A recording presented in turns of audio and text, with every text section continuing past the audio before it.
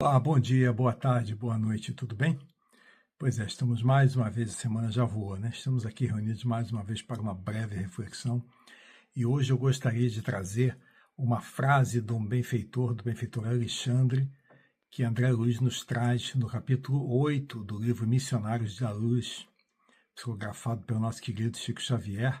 O nome do capítulo é No Plano dos Sonhos. Nesse capítulo, existe uma situação que eu vou deixar para você ler lá no livro, se você tiver interesse, mas existe uma fala do benfeitor e ele diz o seguinte, eu vou ler aqui, tá? Sem dúvida, redarguiu o orientador, no otimismo de sempre. No entanto, não podemos violentar ninguém. Toda elevação representa uma subida, e toda subida pede esforço de ascensão.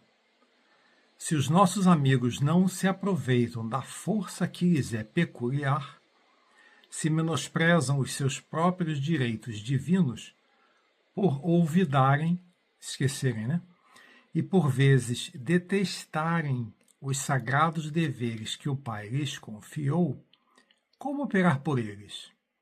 Se constitui lei primordial da vida a realização divina e eterna para cada um de nós. É riquíssimo esse texto, né? E a gente pode quebrar por frase, né? Vamos ver o que a gente consegue trazer aqui, né? Primeiro, ele fala, né? Primeiro, no otimismo de sempre, quer dizer, o benfeitor, ele está sempre otimista.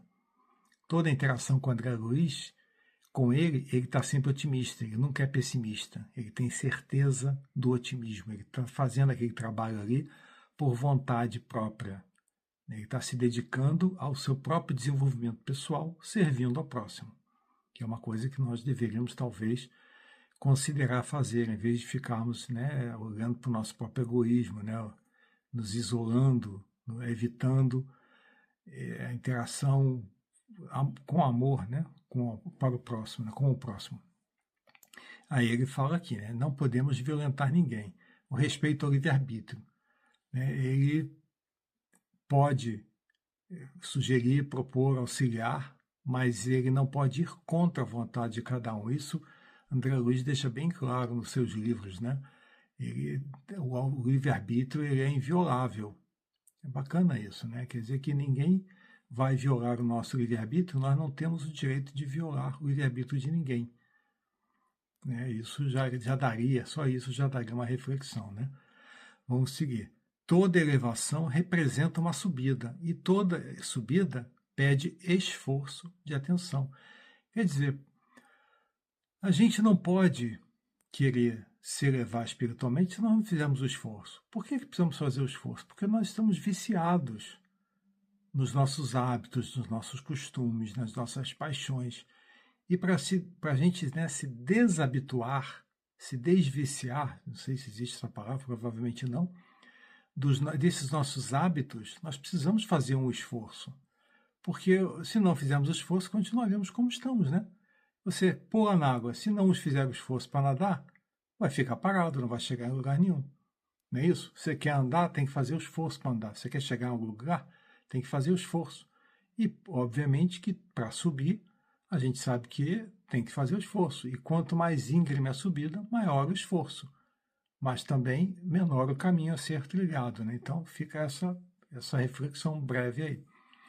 Se os nossos amigos não se aproveitam da força que lhes é peculiar, que significa que nós somos autônomos e independentes, não precisamos de ninguém, não precisamos de ajuda, nós temos todo o poder de fazermos as alterações que quisermos em nós mesmos, sem a ajuda de ninguém. Lembrando que, como a gente tem as leis de Deus gravadas nas nossas consciências, a gente já sabe o que a gente deve fazer.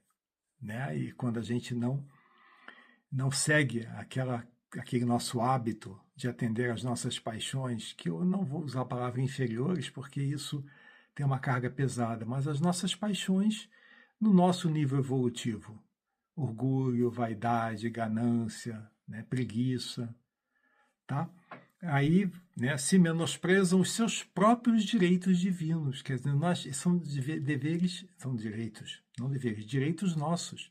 Nós já temos esses direitos dentro de nós, mas nós abrimos mão deles, né? E aí, né, por esquecerem e por vezes detestarem os sagrados deveres que o Pai lhes confiou. Né? Que deveres são esses? Que deveres que nós temos, né? Então, essa é uma questão, né? Quais são os nossos deveres? Servir ao próximo, amar a nós, amar ao próximo como a si mesmo, são deveres. Né? Respeitar a vida, vigiar os nossos próprios pensamentos. Lembra que Jesus falou, vigiai e orai?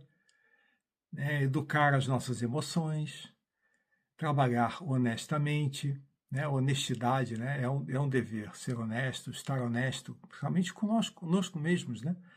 Cumprir as nossas responsabilidades, cooperar com o bem, né? E todas aquelas ações, né, que Jesus listou nas bem-aventuranças, né? A gente pode lembrar disso, né? E são virtudes que podemos desenvolver, cada uma delas tem como se fosse um dever, né? Bem-aventurados os pacificadores, né? O dever de pacificar, de levar a pacificação, né? Eu estou dando um exemplo. Como operar por eles, né? Então ele pergunta assim, como é que a gente pode fazer isso pelo outro? A gente não pode fazer isso pelo outro. Ele já disse que não pode fazer lá em cima, né? Lembra? Ele disse que não podemos violentar ninguém, o livre-arbítrio é inviolável. Mas como podemos operar por eles se constitui lei primordial da vida a realização divina e eterna para cada um de nós? Então, da vida como espírito imortal, ele não está falando dessa vida aqui, está falando da vida do espírito imortal. Nós temos, né, olha, lei primordial da vida, da nossa vida, né? Nossa lei primordial como espíritos imortais é a realização divina e eterna, né, para cada um de nós. Então, nós temos essa realização, que é essa conquista, né, a realização divina, né, essa nossa conquista de nós mesmos, e ela é eterna. Por quê? Porque não vai acabar. O Cristo está aqui, é Cristo desse planeta há 4,5 bilhões de anos, está nos servindo. Já parou para pensar nisso?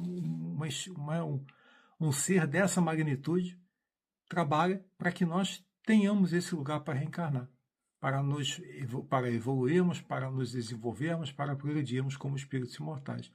Então, ele está servindo a nós, ele nos está servindo. E ele faz isso voluntariamente porque quer fazer, por amor. Então, a gente podia considerar que o servir ao próximo é uma coisa que cada vez mais faremos mais por gosto, por amor, por fraternidade, por solidariedade, né? E é individual, de cada um de nós. Eu não vou fazer por você, você não vai fazer por mim, porque não adianta. Se eu fizer por você, eu vou fazer por mim mesmo, porque não vai alterar onde você está.